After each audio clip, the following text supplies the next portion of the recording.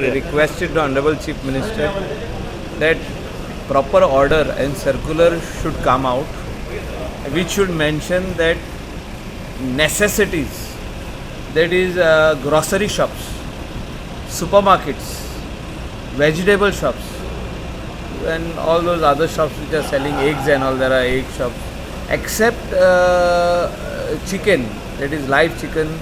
We have told him to stop the entry of live chicken from Karnataka and Maharashtra, because there is a rumor, and also there are very positive information coming from those states that there is a bird flu which has started. So we do not want our Goans to eat these live chickens at this moment, and precautions needs to be taken as far as live chickens are concerned.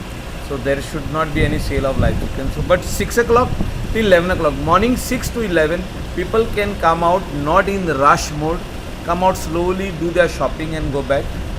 Do not panic. Right now there is no panic button which is on. We want all precautionary measures to be taken. Precautions is the only way out for, because right now there are no positive cases, so we don't want people to panic. So people should come out, do their shopping. Nobody should sell essentials for higher prices. If anybody is found, he will be jailed.